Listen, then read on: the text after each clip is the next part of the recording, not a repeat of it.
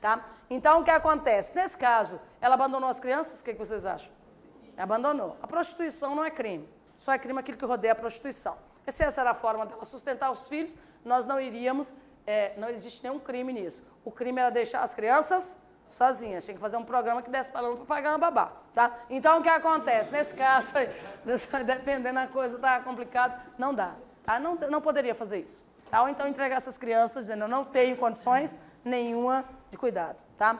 As pessoas não sabem que existe essa possibilidade, essa via de, tá?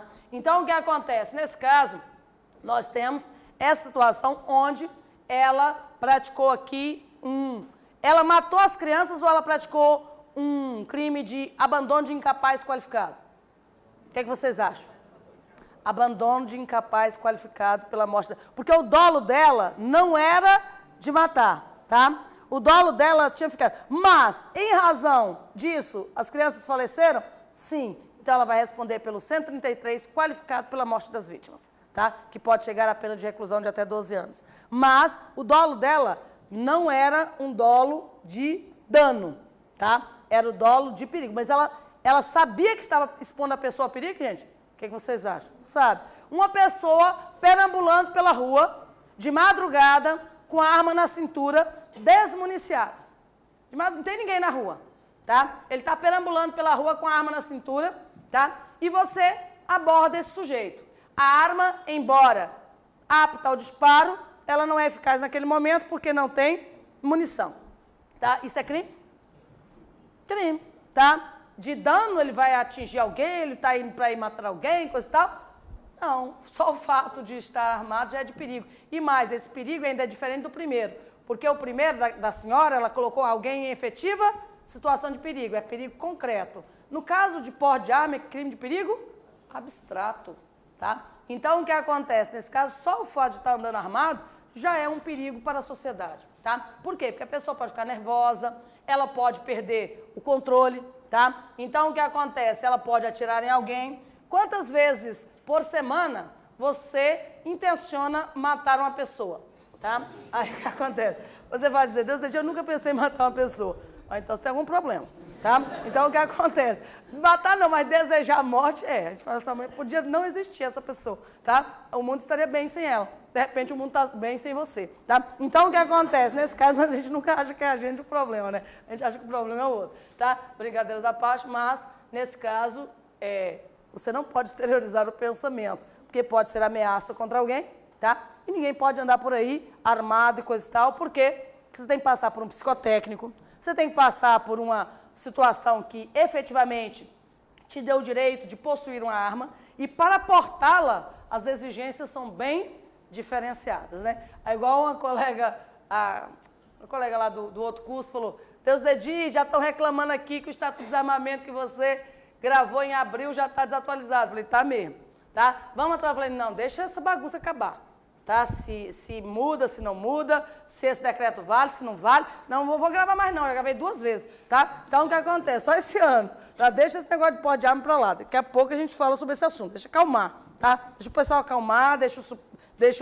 o legislador falar sobre o assunto, deixa o Supremo falar se está certo ou não, aí o decreto presidencial, se está dentro da constitucionalidade ou não. Aí, quando a coisa acalmar, tá, eu volto e gravo tudo de novo, tá? Então, olha só, nesse caso aí, mas é só em relação a polêmica, é só em relação a essa questão do registro, da necessidade ou não, mas eles eliminaram o decreto anterior completamente, o 5.123, tá? Deixou de existir aí, né, na semana passada. Então, o que acontece? Semana passada já tem um novo decreto. Aliás, já tem 3 de janeiro para cá, tá? Então, olha só, nesse caso aqui, quanto ao resultado material, nós temos o chamado crime com dolo de dano, tá aqui, ó, dolo de dano ou dolo material. Aqui é quando a pessoa quer um resultado naturalístico, tá? Dolo de dano ou material. Então, aqui é quando a pessoa quer um resultado naturalístico. Exemplo aqui, ó. Exemplo, homicídio, tá? Roubo, quer subtrair, aqui quer matar, quer subtrair, aqui quer ofender a integridade, 129, tá? São dolos de dano, tá? Aqui do Código Penal. Agora, existe o dolo de perigo. Existe o dolo de perigo. Esse aqui, tá? Quando nós falamos aí do dolo de perigo, a intenção, aqui ó, a intenção é o resultado. Intenciona o resultado. Aqui, quando nós falamos do dolo de perigo, intenciona apenas expor ao perigo. Então, aqui, ó, intenciona apenas expor ao perigo. Só que aqui ainda se subdivide, né? Dolo de perigo concreto. Por que esse que eu acabei de falar, esse crime de abandono de incapaz, é um crime de perigo concreto? É porque uma pessoa tem que ser colocada efetivamente em situação de perigo, tá?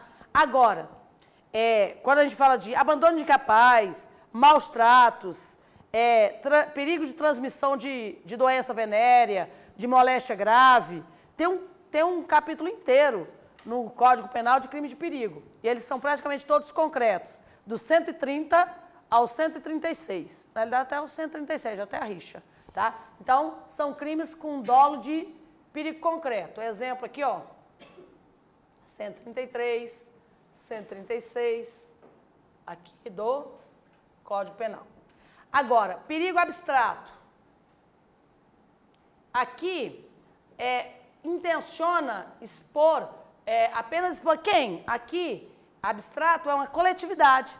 Qual a pessoa que está sendo colocada em perigo num crime de tráfico internacional de drogas? A coletividade, a sociedade, tá? Num crime de tráfico de armas, de porte de armas, de direção perigosa, tá? São crimes de perigo abstrato. Não tem uma pessoa diretamente exposta ao perigo. O perigo é para toda uma sociedade. O crime, por exemplo, de tráfico de drogas, o bem jurídico protegido é a saúde pública, é a incolumidade pública. No crime de porte de arma, o bem jurídico protegido é a segurança pública, é a incolumidade pública geral da coletividade. Tá? Então, aqui pode ser de perigo abstrato. Exemplo aqui, vou colocar esses aqui, né? Vou colocar o artigo 12, 14, 16 da Lei 10.826 de 2003. Também colocar aqui 33 da Lei 11.343 de 2006. Aqui, posse de arma, posse irregular de arma de fogo em casa, porte irregular de arma de uso permitido, posse não, ali é porte. Porte ilegal de arma de fogo de uso permitido, posse ou posse ilegal de arma de fogo de uso restrito, tráfico de drogas em qualquer uma das suas modalidades, tá? São crimes de perigo abstrato. Agora vamos para uma outra situação.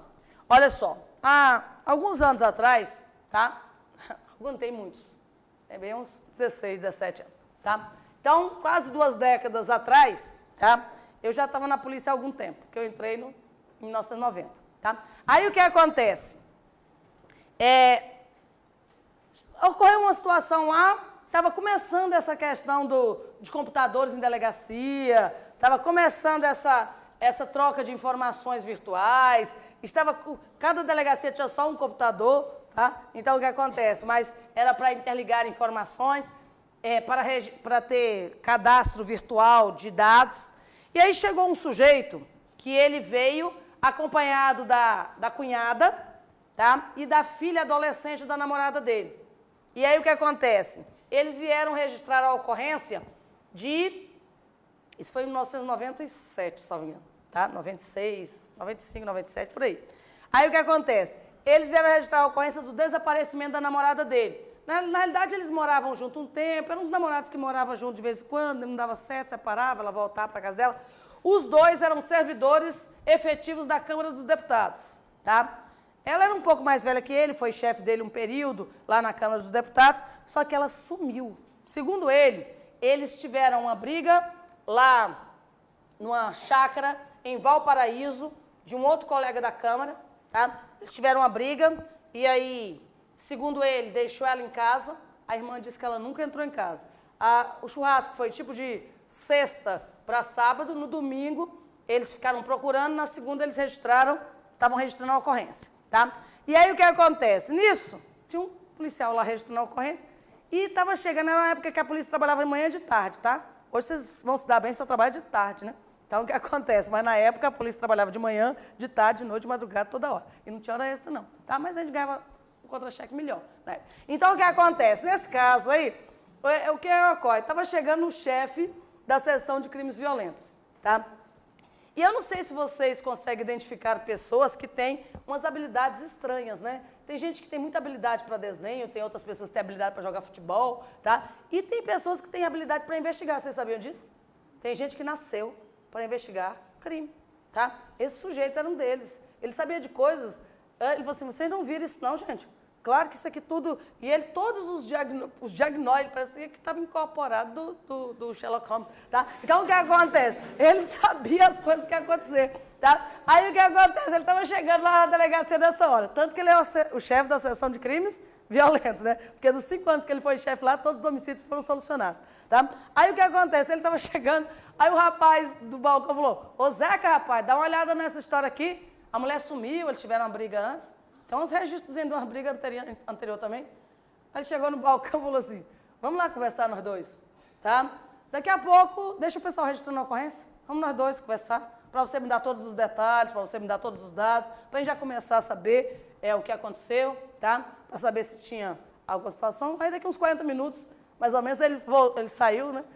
Lá da sala onde ele estava, ele bateu lá na porta, na minha porta, falou, e aí, Deus Dedito, tudo bem? Falei, tudo bem. Ô, rapaz, eu estou precisando de uma pessoa com experiência. Em 97 eu já tinha experiência na polícia. Aí você está precisando aí de uma pessoa com uma certa experiência aí, para pegar a declaração desse rapaz aqui, porque ele está querendo confessar que matou a namorada. Tá? Falei, opa, mas já, menino? Tá? Então, o que acontece? Nesse caso aí, ele falou assim, não, mas eu vou ocupar. Ele é abusado da minha boa vontade. Ele perguntou, você está fazendo nada, não? Eu falei, claro que eu estou bebendo um cafezinho aqui, fazendo um social. Já viu escrivão sem fazer nada? Tá? Aí o que acontece? Nesse caso aí, mas a gente era amigo, que a gente estudava junto nessa época. Tá? Então o que acontece? Está terminando a faculdade. Aí o que ocorre? O que ele disse? Que brigou com a mulher, lá desde Valparaíso. Nessa época, as pessoas bebiam, dirigiam, tá? Até viatura. Depois de churrasco. Então, olha só, nesse caso aí não tinha uma legislação específica sobre essa questão. Aí as pessoas bebiam em festa, saíam, dirigiam, atropelavam outras pessoas. Aí a gente não sabia se ficava no dolo eventual, se ia para culpa, tá? Mas hoje já tem uma jurisprudência um pouco mais tranquila sobre esse assunto, e a gente vai falar em momento específico. E aí o que ocorre? Ele brigou com a namorada, discutiram. Quando estava... Não existia aquela terceira ponte do Lago Sul. Só existia até a segunda ponte. Aí eles vieram ali pelo setor Parkway, vindo de lá, iam se dirigir para Sobradinho, só que ela tentou se jogar do carro, segundo ele, ela abriu a porta, agrediu, ele tinha uns arranhões aqui no pescoço, até isso ele tinha visto, ele falou assim, vocês não viram a hora que ele chegou, não? Tinha até uns arranhões aqui no pescoço, tá? Isso aí foi o primeiro ponto que eu já falei, foi ele, só para saber como, tá? Aí o que acontece? Nesse caso, ele brigou com ela, e ela tentou se jogar do carro, segundo ele, tá? Só que aí ele parou o carro e disse, ele falou que ela começou a agredi-lo. E aí depois ele disse, então você fica aí que eu vou embora nem que seja andando para a rodoviária, lá eu pego um ônibus. E ela, segundo ele, ela pegou a bolsa dela, que era uma bolsa tiracolo, segundo ele, ela envolveu no pescoço. Ela disse, então eu vou me matar, tá? Aí o que acontece? Ele falou, você se matar, pode deixar que eu te ajude. Ele, ó. Apertou. Vocês sabem que quando a gente interrompe a respiração das pessoas aqui, elas morrem, se chama asfixia, tá? Então, o que acontece? Nesse caso, ela morreu, tá? E aí, o que acontece? Ele disse que estava com muita raiva, foi por muito tempo, tá? E ele disse que não conseguiu. Quando ele viu, ela desfaleceu e não acordava mais, tá? Morreu. E ele foi até a segunda ponte do lago, envolveu a vítima na bolsa, e jogou lá no Lago Paranoá, tá? E aí o que acontece? O pessoal foi segunda-feira, fez os mergulhos lá para ver se encontrava o corpo, mas no dia seguinte de manhã, o corpo boiou lá pela QL14 do Lago Sul, tá?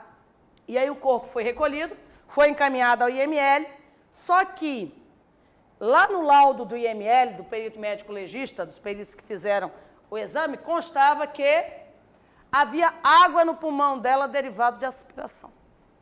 Tá? Quando ele jogou a vítima na água, ela já tinha morrido? O que vocês acham? Ela não tinha morrido. Ele achou que ela tinha morrido? Achou. Ela estava naquela parada cardiorrespiratória. Isso provavelmente aconteceu naquele caso do Alexandre Nardoni.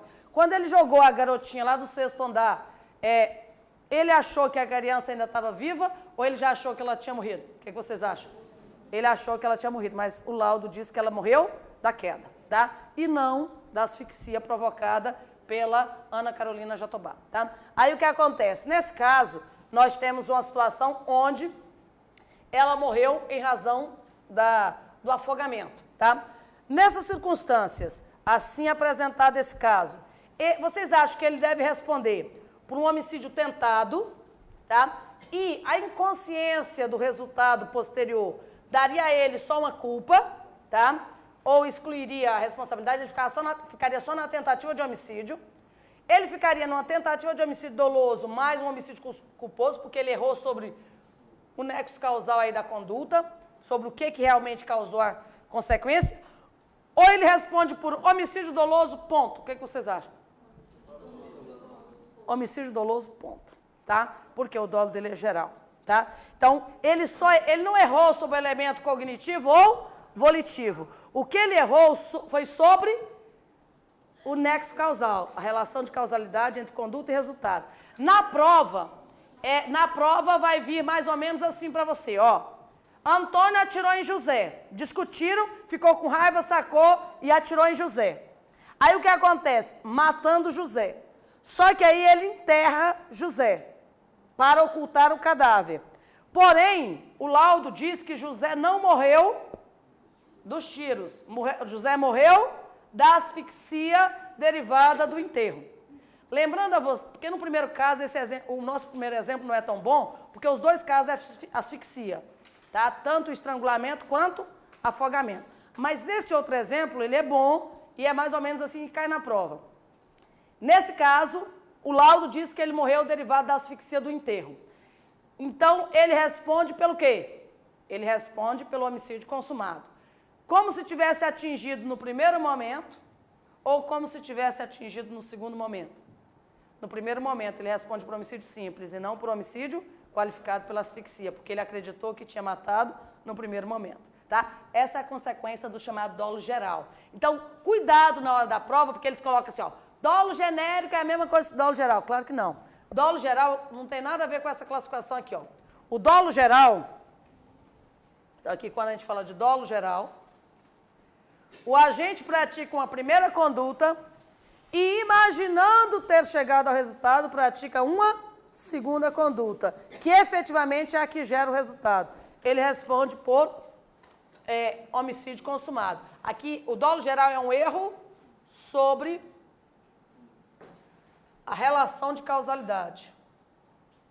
A relação de causalidade. Aqui, ele acredita que chegou ao resultado no segundo momento. Então, aqui, erro sobre o nexo causal, erro sobre a relação aí de causa e efeito, ou chamada simplesmente relação de causalidade. Então, em relação a dolo, é mais ou menos isso aqui que poderia vir na nossa prova, mais ou menos que eu digo, porque dentro desse, vão vir um desses pontos, né? Mas dentro desses pontos, vocês sabem que eles podem navegar bastante, né? Então, eles podem criar situações hipotéticas, por isso que não dá para você, em alguns momentos, só memorizar. Você tem que compreender o que está descrito, tá? Para não ser pego de surpresa em nenhum tipo de abordagem em prova. Agora, olha só. Nós temos o crime doloso. Agora, se vier assim na sua prova. O crime só existe, em regra, na sua modalidade intencional, dolosa, tá? Quando ele quer o resultado ou assume o risco de produzi-la. As condutas culposas, para serem consideradas como criminosas, devem estar expressamente declaradas na lei. Certa a informação, tá? Tanto que, Sabe os crimes que tem no seu conteúdo programático? Os crimes que estão no conteúdo programático da polícia, salvo engano, são crimes contra a pessoa, todos, crimes contra o patrimônio, crimes contra a fé pública, crimes contra a dignidade sexual e crimes contra a administração pública. Vocês sabem quais desses crimes, que são mais de 100, quase 200 tipos penais, vocês sabem quais admite a modalidade culposa? Eu posso dizer para vocês, e não enche essa mão aqui, ó. Tá? Homicídio, lesão corporal, receptação e peculato, tá? Os outros, Deus exige? Furto, roubo, sequestro, extorsão, injúria, calúnia, difamação, corrupção, concussão. Só existe na modalidade dolosa, intencional. Os crimes na modalidade culposa, eles são excepcionais. Tem que estar expressamente declarado na letra da lei, tá? Agora, tem alguns capítulos, por exemplo, crimes contra a incolumidade pública, que não está no conteúdo de vocês, que é crime de incêndio, desmoronamento, explosão, descarregamento de trem. Esse capítulo que fica lá entre os artigos 250 ao 267 do Código Penal, a maioria deles admite a modalidade dolosa e culposa, tá? Várias legislações especiais têm vários crimes dolosos e culposos, mas tem que estar expressamente declarado, tá? Se não estiver expressamente declarado, só existe na modalidade dolosa, intencional. Então, aqui vamos para o segundo tipo de elemento subjetivo, que é a culpa. Mas olha só, eu acabei de colocar aqui para vocês, tá? Que a culpa é excepcional. Mas olha só, quando a gente está falando de culpa, no sentido de responsabilidade penal. Porque o dolo, ele não admite a presunção.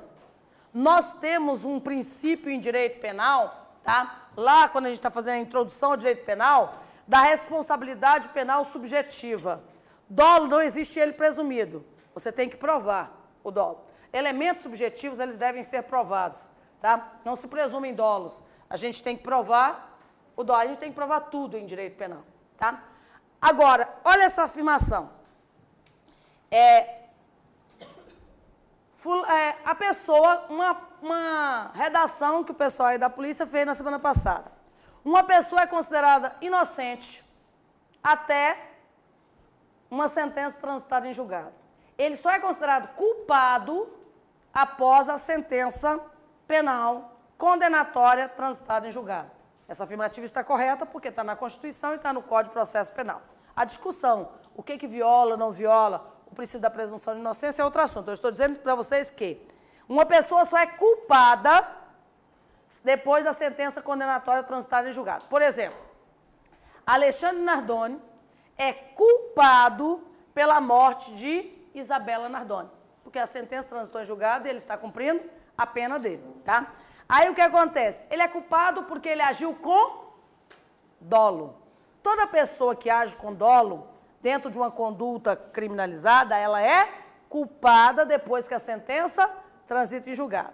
Agora, quando a pessoa age por negligência, imprudência ou imperícia, mesmo não querendo o resultado, ainda assim pode vir a ser culpada por esse resultado? Pode, tá? E aí o que acontece? É o que nós chamamos de crime culposo, porque mesmo quando afastado do dolo, a pessoa ainda continua com a possibilidade de ser culpada pelo resultado, tá? Então, essa culpa aqui, quando a gente fala de crime culposo, é culpa no sentido restrito da palavra. Porque quando você fala em culpa no sentido amplo, você abarca tudo, dolo, responsabilidade. Aqui é culpa no sentido restrito da palavra, tá? Então, aqui no sentido estrito sensu. Então, aqui, culpa no sentido restrito da palavra. Você tem aqui o chamado crime culposo. Então, aqui, ó, nós temos o crime culposo. Ok.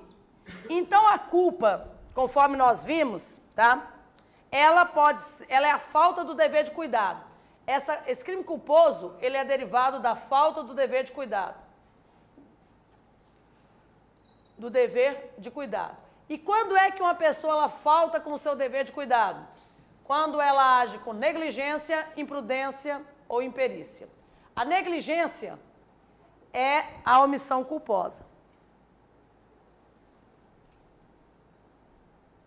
Então, aqui, ó, a negligência é uma omissão culposa. A babá, que não olhou a criança, e a criança caiu depois de escalar lá a televisão e quebrou o braço, tá? O médico que esqueceu um bisturi dentro do paciente, tá? Então, nesse caso aqui, ó, negligência é um esquecimento, é o deixar de, é uma omissão, tá? Aqui, ó, uma omissão, tá? Aqui é a omissão, deixando de fazer o que deve ser feito. Deixa de fazer o que deve ser feito, tá? Agora, a imprudência, jogar o bebezinho para cima, tá? Ultrapassar o sinal vermelho, andar em alta velocidade, tá? Isso, a pessoa está sendo imprudente. A imprudência é a falta do dever de cuidado por ação. Fazer o que não pode ser feito. Aqui, ó, a imprudência é fazer o que não deve ser feito. O que, gerando o quê? Uma falta do dever de cuidado. O que não deve ser feito. E quando nós falamos em imperícia, aquele médico que esqueceu o bisturi na barriga lá do paciente, vocês acham que ele agiu com negligência ou ele foi imperito? O que vocês acham? Na realidade, ele esqueceu, tá? A cirurgia ficou uma beleza, tá? Ficou bem suturada, ficou ótima, tá? Só que com bisturi lá dentro, tá? Então, o que acontece? Quando a gente fala em perícia, é a falta da habilidade técnica do profissional que não sabe fazer aquilo que ele deveria saber, tá? É o policial que não sabe travar a arma, é o médico, ele pode ser imperito, claro, quando ele está fazendo uma coisa que ele deveria saber, mas ele faltou aquela aula, aí a sutura dele gera uma lesão corporal, tá? Porque ele não sabe fazer aquilo que ele deveria fazer. É o eletricista que faz a ligação errada lá dos fios, o engenheiro que faz os cálculos errados lá na estrutura, tá? Então, o que acontece? Aí nós chamamos de imperícia. A imperícia é a falta da habilidade técnica do profissional, tá? O profissional da área, o perito da área. Policial pode saber mexer com a arma ou quando ele recebe uma arma ele sabe mexer com aquela arma? É claro que ele sabe, tá? Se ele não souber, ele não recebe a arma, tá? Só que ele ficou faltando, ficou conversando lá durante e não viu como é que travava, destravava a pistola, tá? Aí o que acontece? E na hora que... Mas tem a atividade prática, Deus dele. Não, mas ele falou, faz aí pra mim rápido que eu tô com uma dor aqui na minha mão, tá? Aí outra pessoa, ou foi a mocinha que não fez, não, eu fiz minha unha hoje, tá? Você sabe que a última munição, ela é trabalhosa, né? Então, o que acontece? Nesse caso aí, nós temos uma situação onde a imperícia é a falta da habilidade técnica do profissional. Falta de habilidade, tá? De habilidade técnica do profissional. Aí é a imperícia, tá? Então, são essas três modalidades identificáveis aí na nossa legislação. Disse crime doloso quando o agente agiu com negligência, imprudência e imperícia. E excepcionalidade da culpa. Só existe crime culposo se estiver expressamente declarado na lei. Agora, olha só. A culpa, vocês acham que ela é consciente ou inconsciente?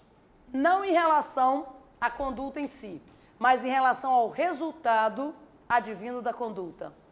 O resultado normalmente é inconsciente, tá? Por isso que a gente chama de culpa inconsciente. A culpa, ela é a inconsciência, mas quanto ao resultado. Não tem nada a ver com a conduta dele é consciente, ou ele está dirigindo daqui para a casa dele a 120 km por hora porque ele quer, voluntariamente.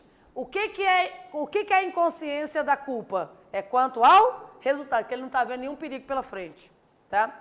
Ele não está vendo nada. Ele falou assim, não, mas eu sou bom aqui nesse volante, tá? Então, aqui, ó, a culpa, a regra é que ela é inconsciente. Como assim? Existia uma previsibilidade objetiva. Então, a culpa, a regra é que ela é inconsciente. Mas ela é inconsciência quanto ao resultado. Quanto ao resultado. Ele não viu o resultado. Então, aqui, ó, quanto ao resultado, a culpa é inconsciente, tá? Ou seja, o resultado era previsível, porque a imprevisibilidade também não é nada, tá, gente? O resultado era previsível, o resultado previsível como assim, Deus? Se ele está agindo com imprudência, negligência e imperícia, existe o que nós chamamos de previsibilidade objetiva, tá? Todo mundo sabe que jogar um bebezinho para cima é perigoso. Todo mundo sabe que andar em alta velocidade é perigoso. Inclusive tem as regras de trânsito que explicita isso como uma infração por imperícia, por imprudência, tá? Nós sabemos que deixar uma criança voltar sozinha da aula é uma imprudência, tá? Depende da idade da criança, né? Então, daí depende do lugar também, né? Então, o que acontece não depende, né? Então, olha só, por exemplo, eu me lembro, todo mundo deve lembrar do primeiro dia de aula, né? Eu também me lembro, né? Que é traumatizante, né? Mas é bacana também. Então, o que acontece? Eu me lembro, eu tinha 6 anos de idade, tá? Só que eu tinha um pouco de desenvolvimento físico, tá? Eu era um pouco raquítica, tanto que eles acharam, não tem idade não. A minha mãe provou pela certidão de nascimento que eu tinha idade para entrar. Só que eu sou a caçula de 5 irmãs. Aí o que acontece? Elas me alfabetizaram, eu era obrigada a ser aluna delas, tá? Aí o que acontece? Aí elas ficavam dando aula, aquela aula na porta, vocês sabem, né? Com o giz na porta, tá? Aí elas eram professora e eu era aluna, tá? Aí o que acontece? Eu fui alfabetizada. E aí o que ocorre? Eu sabia ler, escrever, fazer conta de cabeça quando eu entrei. Aí eles pensaram, inclusive, que eu era superdotado. Eu acreditei até a 6ª série, tá? Aí o que acontece? Que hoje se chama alta habilidade, né? Hoje se chama, naquela época me botaram. Aí a professora lá do jardim falou, mas você sabe ler e escrever? Deus Dedi, seu nome, ela nem falou Deus Dedi, eu falei, Deus Dedi, tá? Aí o que acontece? Nesse caso aí, eu sabia escrever meu nome, sabia fazer continha. Aí eles me passaram para a primeira série, tá? No mesmo dia que eu entrei na escola. Aí o que ocorre? A professora, mas aí eu fiquei lá, ó, amanhã você vai para a salinha nova. A professora do jardim de infância, crianças de 5 e 6 anos. Quando deu 11 horas da manhã, e a gente seria liberada à meio-dia, sabe o que ela perguntou? Ela falou assim, quem sabe ir para casa sozinho? Ela falou isso para crianças de 5 e 6 anos de idade. Quem sabe ir para casa sozinho? Tá? O que vocês acham que eu fiz? Claro que eu levantei a mão, tá? Então eu levantei. Mas você tem certeza, sabe? Sabe onde é que é sua casa? Eu falei, sei, tá? Aí o que acontece? Eu fui para casa sozinha, dei uma perdidinha, mas eu cheguei, tá? Aí o que acontece? Nesse caso, ó, cuidado com isso aqui, vocês têm que prestar atenção, porque a gente vai saber o conceito de previsibilidade, tá? Aí o que acontece? Quando a minha mãe estava saindo da minha casa com um guarda-chuva na mão, eu me lembro, aí eu estava chegando. Aí ela falou assim, ué, quem te trouxe? Aí eu falei, eu vim sozinha. Ela me perguntou assim, você sabia ir voltar? Aí eu falei, sei. Foi a única vez que me levaram à escola, na ida, né, do Jardim da Infância, na primeira série, tá? Então, na ida do primeiro dia, nunca mais ninguém me levou à escola, tá? Então, o que aconteceu? Até hoje eu faço faculdade, né? Então, olha só, nesse caso aí, Deus deixa você terminou há 20 anos, estou fazendo outro agora, tá? Eu faço filosofia. Então, olha só, hoje, inclusive, tive prova. Eu não gostei não, porque eu estava preocupada com essa aula, tirei nota média, tá? Tirei só 8. Então, olha só, nesse caso aí nós temos, quanto ao resultado 2 vezes, ó, o resultado era previsível, mas o agente não previu. Tá aqui, ó, quanto ao resultado, ele era previsível. Mas Deus Dedi, deixar crianças hoje, de 5 anos, é uma previsibilidade objetiva numa cidade como esta? O que vocês acham? Se acontecer alguma coisa com a criança, quem colocou ela em perigo, vai responder? Vai responder. E por quê que há 40 e tantos anos atrás não foi uma coisa comum? Não foi só eu. A maioria das crianças saíram e foram para casa.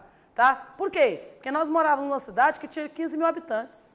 Tá? Nós morávamos numa cidade que tinha mais carroça do que veículos. E se eu me perdesse na cidade, alguém ia dizer, é a filha do seu Laerte, vamos levar, tá? Para a casa dela. Porque todo mundo se conhecia na cidade. Tá? Então, nesse caso, não existia essa previsibilidade de atropelamento, de estupros, de homicídio, de abusos. Tá? O que aconteceria com a criança que estivesse lá no outro lado? Cadê sua mãe? Essa aqui é filha de quem? Rapidamente a gente já sabia que era filho de fulano, Beltrano, Cicrano. Tá? Não existia um perigo real na época. Tá? Mas hoje nós temos um perigo real. Ninguém deixa uma criança sozinha de 5 anos, até o tio da van tem que estar lá com a identificação na agendazinha, tá? Então, o que acontece? Quanto ao resultado, existe uma previsibilidade objetiva. Previsibilidade objetiva. O que é isso? É aquilo que é de um... Isso vai depender do momento, do lugar, das circunstâncias, tá? Então, naquela época, não era perigoso, não existia uma previsibilidade objetiva de resultados lesivos. Mas hoje, isso seria completamente distinto, tá? Então, aqui existe uma previsibilidade objetiva, tá? Então, o que acontece? Nesse caso, nós temos uma situação, era mais complicado para a pessoa já mais adulta, né? Ficava mocinha e pronto, aí não podia ir nem na missa à noite sozinha, tá? Então, o que acontece? Porque aí o pai mandava ir junto, porque tinha um perigo de namorar que era muito pior do que se atropelar, tá? Então, olha só, nesse caso aí nós temos, quanto ao resultado, previsibilidade objetiva. O fato é previsível para a generalidade, só que o agente não previu. É na inconsciência do resultado, tá? Na ausência de previsão, mas apenas uma previsibilidade objetiva que se encontra o conceito de culpa na chamada culpa inconsciente, tá? Mas é inconsciente em relação a quê? Resultado. Tem que ter consciência em relação à conduta, tem que ter voluntário. A conduta tem que ser voluntária, tá? O resultado é involuntário. Então aqui, ó, o resultado, conduta voluntária, mas o resultado é involuntário. Involuntário. Agora, olha só, no Brasil, só para a gente fechar, porque o nosso tempo de hoje acabou, no Brasil, em outros países do mundo, sabe aquelas duas teorias do dolo que eu falei para vocês aí? Teoria da vontade e teoria do consentimento. Quando ele quer o resultado, teoria da vontade. Quando ele assume o risco de produzir o resultado, teoria do consentimento ou do assentimento. Agora, prestem atenção. Quando a gente fala dessa teoria da vontade, quando a gente fala da teoria do consentimento ou do assentimento, nós estamos diante de uma situação onde foi as duas teorias adotadas pelo Brasil. Em alguns países da Europa, tá, existe uma terceira teoria do dolo, que é a chamada teoria da representação. Então, se o sujeito previu, mesmo que ele achou que não ia acontecer, se ele visualizou o resultado, não tem como ele excluir-se do dolo. Então, alguns países têm três teorias. Teoria do consentimento, teoria da representação e teoria da vontade. O Brasil só adotou duas teorias. Então, mesmo que ele veja o resultado, se ele acreditar que o resultado não vai acontecer, tá? Ele não tem dolo, porque nós falamos que dolo é só quando ele assume o risco de produzir o resultado. Então, o Brasil tem que aceitar a chamada culpa consciente, porque nós não adotamos a teoria do dolo da representação. Só que essa culpa consciente, tipos de culpa e pré-dolo, a gente vê amanhã às 19 horas. Até amanhã, gente.